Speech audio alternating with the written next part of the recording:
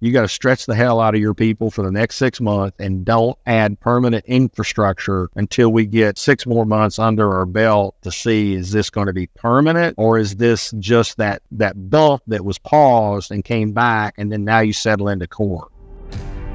Welcome to the Sales Made Simple podcast. This podcast is dedicated to helping overwhelmed outdoor living professionals, landscapers, and hardscapers just like you increase your closing rate to over 75% without doubling your workload so you can build a 7-figure business that doesn't need you. I'm your host, Joshua Gillow. Let's dig in.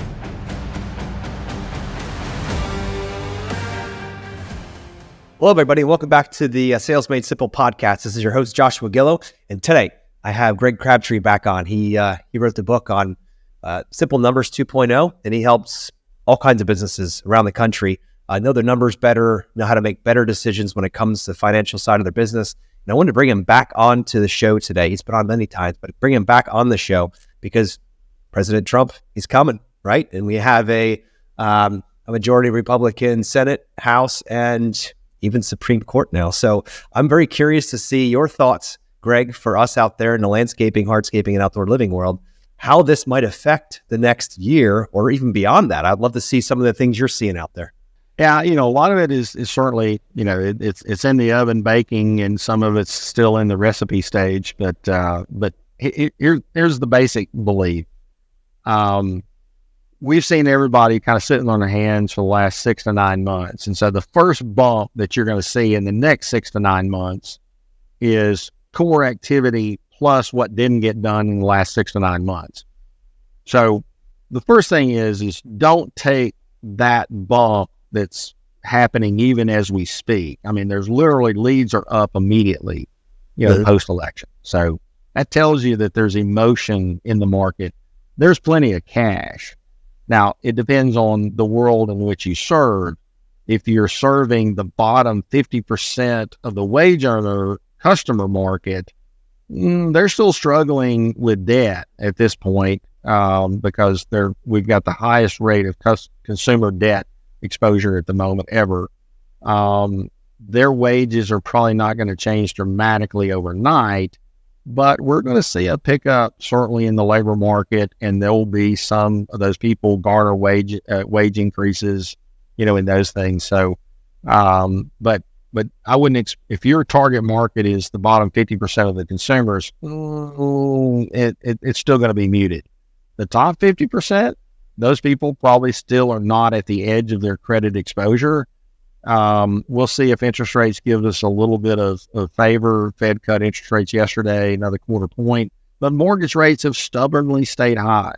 And so, from that standpoint, we're still, until the mortgage rates drop in the low 5s to high 4s, you're not going to see big deals in the construction space on average. You're going to see smaller deals that can be covered by HELOC or out-of-pocket cash, projects. But you will see projects. You will see these people moving ahead because they're just an emotional release of, hey, I've been sitting on my hands, let's catch up, in that process. I think overall the thing that everybody needs to understand is that we still are in an economic environment with a restricted population. I mean, certainly Trump's decisions on immigration and immigration enforcement are going to be closely watched. So if Trump starts removing illegal immigrants that are not the bad people, there's a lot of illegal immigrants that are perfectly fine people that are doing perfectly good work that the construction industry needs right now. Okay, that will create an escalation and a temporary, inflationary move to the cost of building projects if you take a lot of those workers that have kind of filtered into the workforce out rapidly. And so a lot of it will be, watch for how they do immigration enforcement of people that are already here, in that. If they don't aggressively do that, then we're going to be fine. And then it's a question of what their policy is to let people in, because we still need to let people in. if you take the 3 million people estimated that came across the border illegally last year, U.S. would have gone backwards in total population. And so just put on your simple economist hat. If we have a shrinking population, what does the economy do in total? It goes down. Yep. But not necessarily bad because, oh, by the way, everybody's got a job. So just understand, going down isn't always necessarily a bad thing. I look at it as, is everybody busy? Is everybody employed?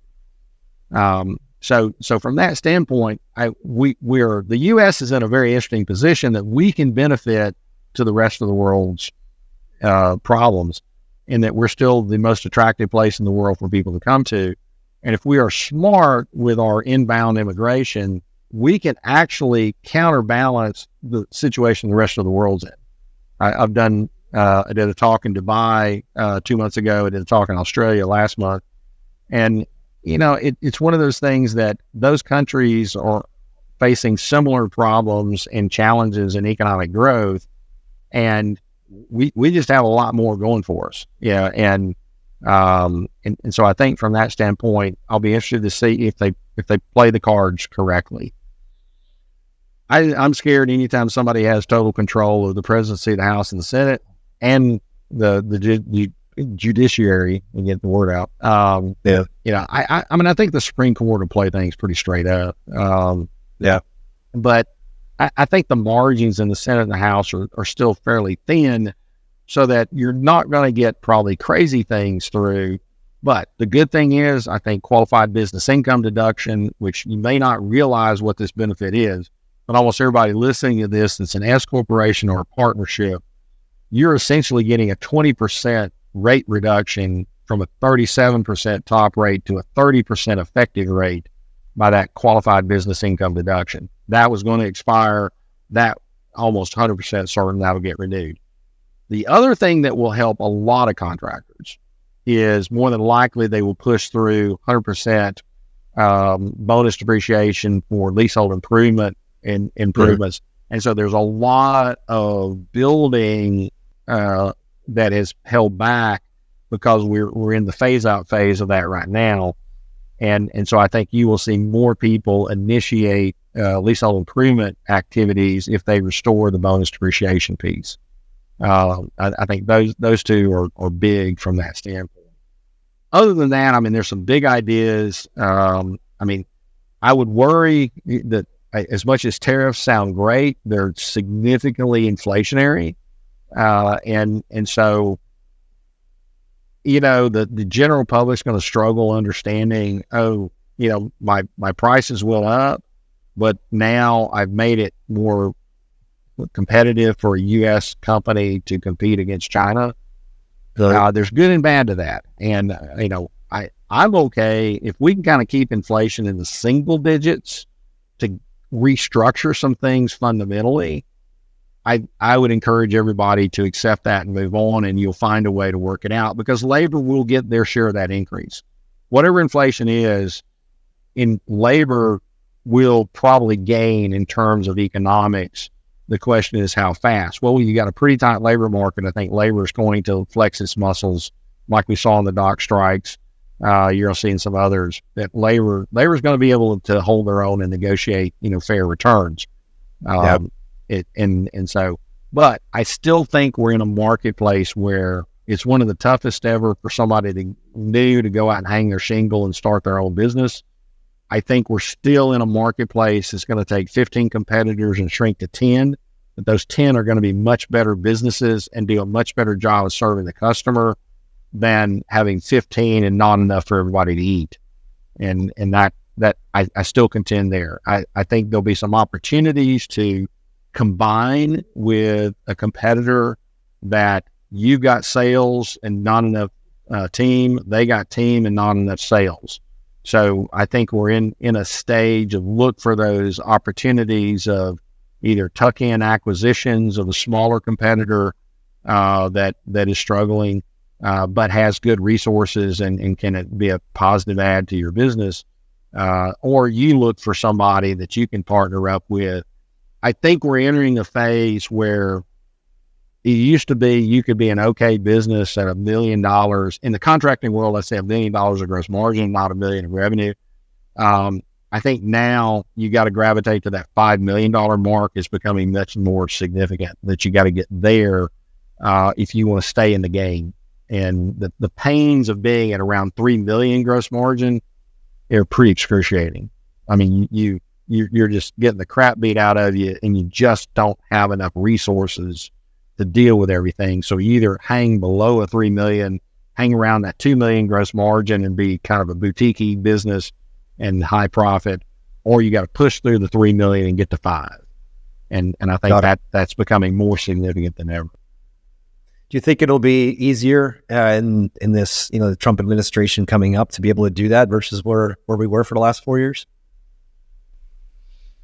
Easier, yes, but not dramatically easier. Business is hard. I mean, there's a reason why entrepreneurs deserve every dollar of profit that they get is because, you're not a real entrepreneur unless you put payroll on a credit card sometime in your life. And, and the average politician doesn't understand that. And keep in mind, I mean, Trump does not come from the operating business world. He's a real estate transactional guy. Yes, there's operations to his properties and those things, but he's not as much of an entrepreneurial thinker. I think the biggest wild card to watch is the role that Elon Musk takes, the role that Robert F. Kennedy takes, in the government. Those could be massively revolutionary in business in government operations. I think they will face massive resistance, but I think it could be a game changer in terms of a reset point of the bloat of government. And it won't be clean. I mean, it wasn't clean when Musk went in and slashed 80% of the workforce at Twitter. Last time I checked, Twitter still works, and I would say it works better today than it did before he bought it.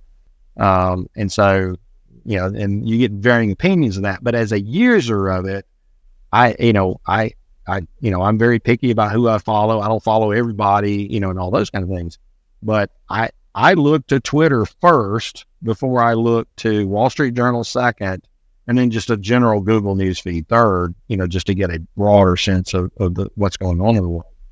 Yeah. Yep. And I tend to find I get more specific information, from that Twitter feed. But look at what Musk has accomplished with SpaceX, Tesla, the Boring Company, Starlink. I mean, that is a guy that runs operating businesses. Really?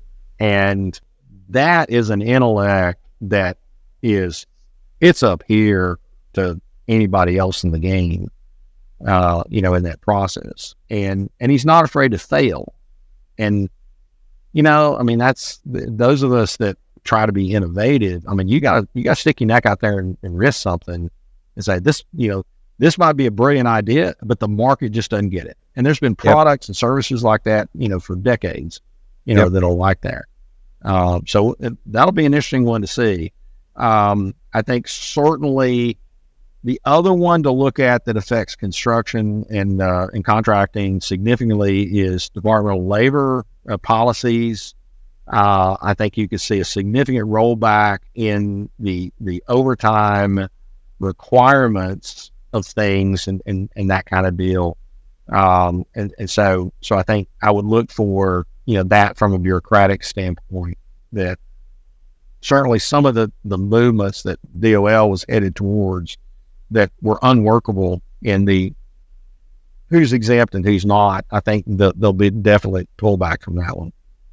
Makes perfect sense. So, Greg, I appreciate you coming on here. Last, before I let you go, if I'm a contractor listening to this, what does it look like the next maybe 3 to 6 months? If you had to take a guess, what do you think that we're going to see in the next 3 to 6 months that we can prepare for? You're gonna see a lot of leads, a lot of people come out of the woodwork. And here's what I'm going to tell you. You got to stretch the hell out of your people for the next 6 months and don't add permanent infrastructure until we get 6 more months under our belt to see, is this going to be permanent, or is this just that bump that was paused and came back, and then now you settle into core? because the people that add infrastructure too soon, they just don't turn it off as fast as they added it. And you give back all the gain. And so what you need to do is ride this next 6-month window and harvest this gain to repair what you didn't get in the last 6 months. And then sit down. By 6 months, that's past the first 100 days of administration, which is the most critical. They lay out all their policies in the first 100 days. And so you're going to know whether or not can we forecast then a more consistent move forward. And some of that's going to be geographic. It's going to be driven by, some areas are going to certainly fare better than others. But I think in your particular market, you're going to know, okay, am I now ready to add? But you got to tell your folks, listen, we got to do everything we can with what we got for the next 6 months, unless you just have something that abjectly can't get done, so add as little to nothing as possible in your core management structure, and get back to that operational performance level, and the way most of you are going to have to be a 2 total LER. I got to get $2 of gross margin for every dollar of labor on my team. And I got to be at a minimum 20% profit to gross margin. I don't care what profit to revenue is, profit to gross margin. And really, if you're really humming, you want to be at 25, maybe even 30. Some of our best run contractors can get temporarily, when those peak seasons are, they can run and stay okay at 30% profit to gross margin. When you get above 30, okay, sometimes that you're in the red zone there, and you just can't stay there. But if you're not at 20% profit to gross margin, you're just underperforming to a good run of the market. And I think you're going to have that here over the next 6 to 9 months. Awesome. Well, Greg, thank you for coming on and giving us your insight here for the next 3 to 6 months. And listeners out there, if you're thinking like, all right, really, now is the time. Trump's in. I'm just going to start buying equipment, hiring people. Listen to Greg. Take your time. Give yourself 6 months. Let's see what happens before you start going out there and just betting the entire house on what you're doing. Get ready. The leads are going to start coming in. People are going to finally let go, regardless of who was elected. There's now certainty what's happening as far as who's going to be in the White House next. So Greg, if there's listeners out there that heard all you talking about LER and gross margin, all those kinds of things, if some of this stuff it isn't something you're used to, I know you wrote a book, Simple Numbers 2.0. Could you tell us a little bit about the book and how the listeners can reach out if they want more information on what you do? Yeah. So I've got a speaker website that shows off both books. It's got several articles that we've written, that also goes a little bit further if you want to just sample, some of the simple, philosophy. So go to gregcrabtree.net. It's the speaker website, and there's links to the books that'll take you to Amazon. If you want to buy bulk copies, for your team, there's a link that'll contact us, and we can deal with you directly.